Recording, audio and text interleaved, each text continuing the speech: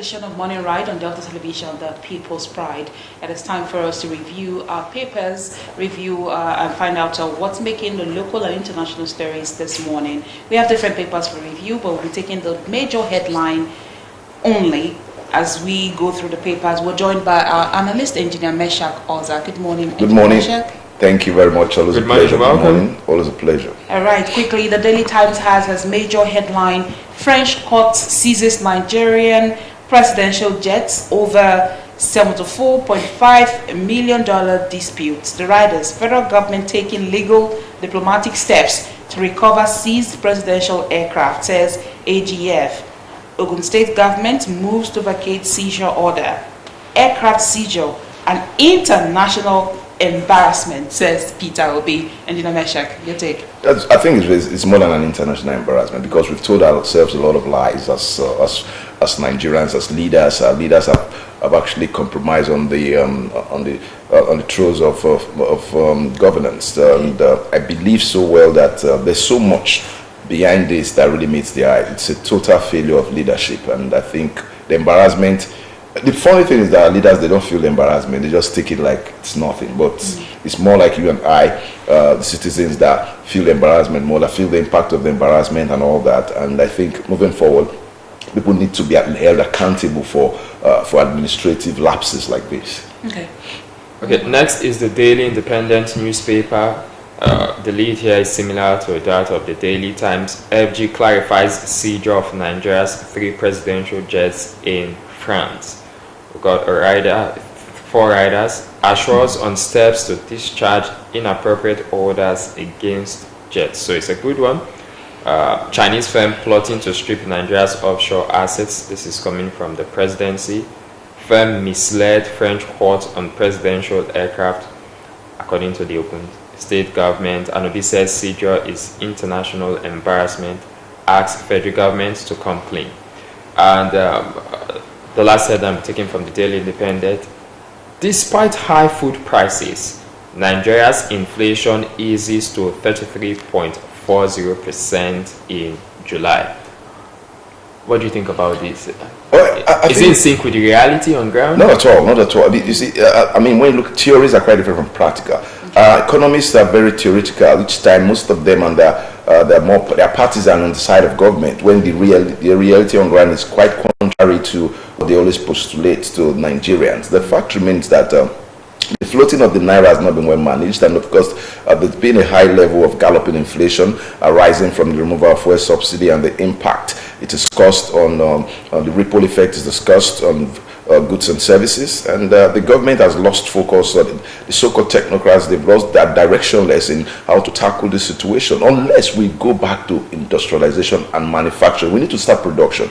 You can't be a consumer country importing every of your needs that you expect to fight inflation. We need to start producing. We need to start manufacturing, and we need to do that with all level of seriousness, and not legislative policies that are never implementable, or administrative or executive orders that cannot be carried out. Things that are realistic and achievable are what we want now, not what we are seeing with this kind of government. Okay, now let's look at the Nigerian Tribune newspaper. Nigerian Tribune newspaper, similar headline, anger as French court orders seizure of 3 presidential jets. That's on page 2. I'll skip the riders. Let's take this headline at the bottom of the Nigerian Tribune. Senate denies receiving 21 million naira as salary allowances. The rider says running costs not peculiar to NAS. You know, the drama has been on. A Kano State senator came out to say that he receives 21 million naira monthly as his allowance, and then the chairman of a particular commission was saying revenue allocation, came out to say that it's not in the constitution, that it's the senators receive 1.06 million thereabout as their monthly allowance. Monthly salary. Do you think that is true? Really? I think basically what the senator said is the truth, because it's like 1.011 million is the basic salary. Basic. Now, your basic salary is not your total salary. Now, if you look at my payslip, for example, as a level 16 officer, I know my basic salary is certain amount. You have the housing allowance, you have it is the ambiguous allowance within the salary structure of the National Assembly legislators that the senator, and that what the senator said is the truth. They have an ambiguous salary allocation in terms of housing, in terms of what. How many of them read newspaper? How can you tell me you use close to $1 million to read newspaper a month? What newspapers do you buy at that cost? How many of our legislators read papers? This digital the chairman was actually defending. He wasn't saying just basic salary. He said that is not the allowance. And senators now, according to the headline, they are denying receiving 21 million allowance. They even receive more than that. When you now add constituency funds and all that, you're talking of an ambiguous. Why do we have political leaders that are liars? Why are they denying what is true? Will the Kano State senator come out to just he will not come and he's an APC senator. It's not like it's from the NNPP or whatever. It's an APC senator. He came out to speak the facts, and the facts, the truth. He came out to speak the truth, backed with the facts. So when you hear, look. If anything, you see, Blessing, I've always been an advocate of Truth Index, and I've always said it that anything emanating from the National Assembly, I take it with a pinch of salt. If an individual like the senator came out and says something, I believe it was but when there's a response, especially from the Senate President, it becomes the biggest lie. I've never taken any political narrative serious because there's so much ambiguity in what they say. There's so much padded lies, and there's so much. Look, when you tell a lie, they forget very easily. The senator has said it, and that is what they go on with. And they will come and justify it. They will say, you know what, constituency people come and see you, your constituents come around to see you, and you have to do this, you have to do that. But that is not just when you can't even. The Nigerian worker have been craving for 70,000 minimum wage, for 250,000 minimum wage. You are giving them 70,000 minimum wage, and you want us to be happy. These are people that are supposed to be servants. Now they are elected to serve. It is only in Nigeria that people that have been elected to serve you become your tormentors in chief. And it is not something that is in line with international best practices. The looting of our treasury, the stealing of our treasury, the collective economic sabotage being caused by people who were elected to lead us, calls for questioning the neutrality of and transparency of our political discourse. Okay. All right, let's move to the next daily here. Vanguard, and the major headline here says federal government, Ogun government battle to recover seized presidential jets. We also have monkeypox. Bayelsa leads as NCDC confirms 39 cases in 33 states FCT. Then at the bottom of the photo speak, Igbo professionals condemn Igbo must go campaign. What do you think about these?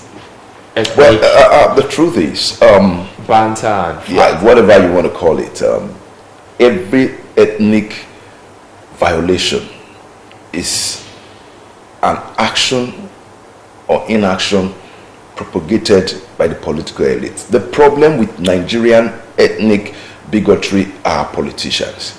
They always come out to throw the ethnic card whenever a certain narrative does not favor them.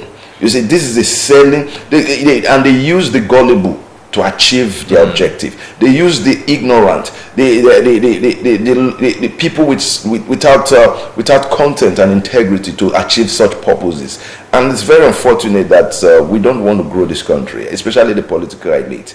And they always want, at the slightest opportunity, and they throw in the ethnic and religious carrot and start causing disaffection until we understand that for Nigerians to forge on, to surge forward, we need to believe in one Nigeria, first and foremost, without ethnic bias, without religious bias, and without geopolitical bias. That is where there should be truth. There should be realistic and participatory democracy What we have now is sectional democracy along sectional lines, along religious lines, along ethnic lines, and we need to get that out of our lexicon. It's just like in football where there's racism. It's difficult, but we keep fighting. Nigeria is bigger than any one tribe or any one religion, and we need to understand that. Yeah. If we have decided that we want to stay as one, we need to stay as one, without minding whether you are a Muslim, you're a Christian, whether you're Hausa, Igbo, or Yoruba, or whatever.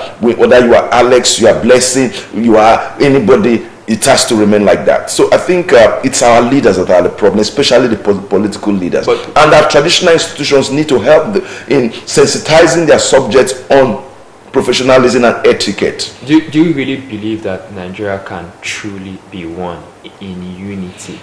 It's a tough one. It's difficult because foundationally it's faulty.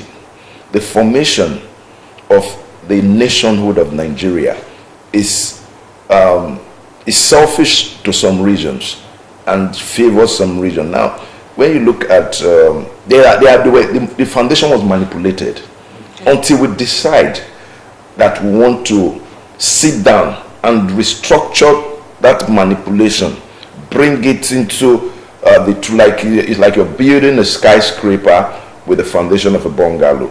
We need to dig deep. If you are building a skyscraper, that means the foundation needs to be about close to 50 meters down the soil. So, and what you have now is just about 2-3 meters down the soil. So there's no way not going to. That is the Nigerian contextual outlook. So we need to restructure, and the only way we can start getting it right is we say the 1999 constitution is faulty because the military gave it. There are a lot of faults. And the 2014 confab was a confab that was initiated by the Jonathan administration with representatives from the 36 states and Abuja and the informal sector, the Manufacturing Association of Nigeria, the Christian Association of Nigeria, Islami something, and other sectors. That was the informal sector. They were part of it. And we had 452 delegates in that confab. The government spent 1.67 trillion naira for them in 6 months. They came out with confab. There were resolutions that were reached, but because of the selfishness of our leaders,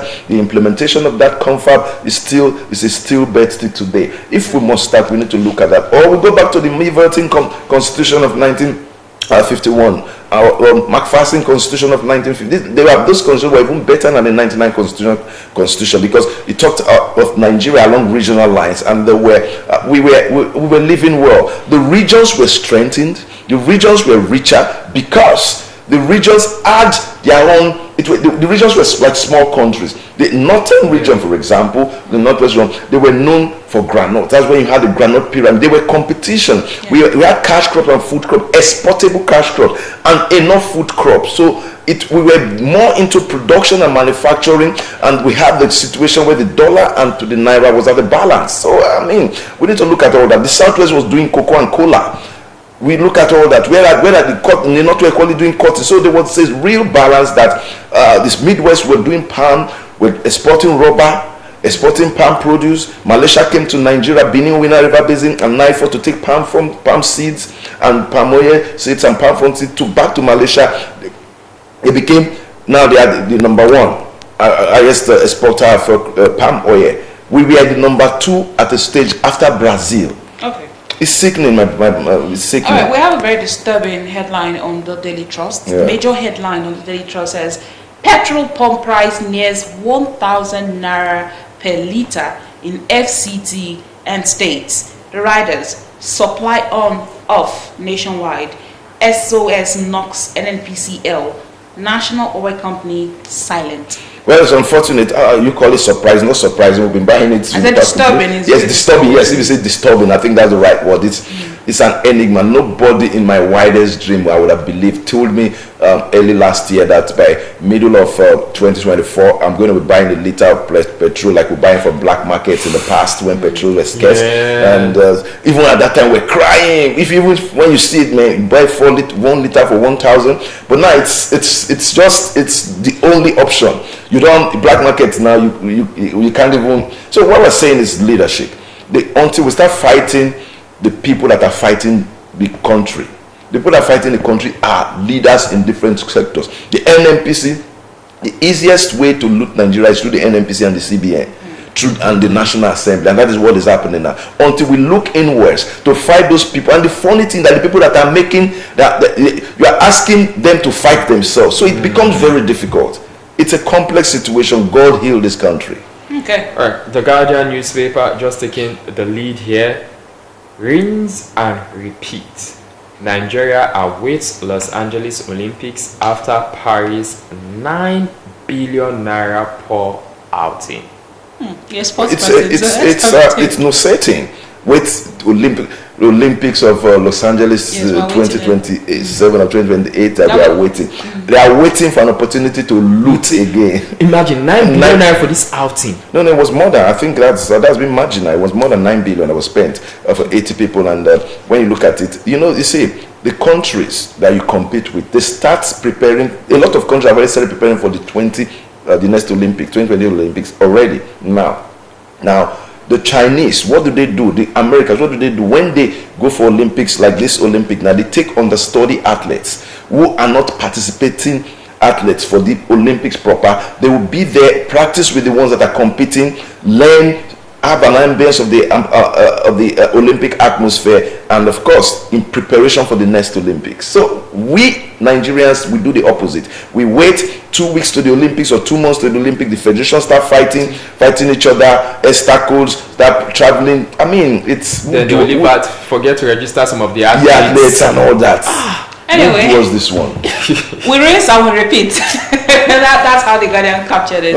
Thank you so much, Engineer Mesha Koza, for Thanks for having me on Paper Review this morning. The headlines not so appealing, but what can we do? We'll keep talking about that, and we hope that things will get better. Yeah. That is newspaper headlines this morning. We'll go on the break, and when we come back, it'll be time for Safety Corner. Please stay with us.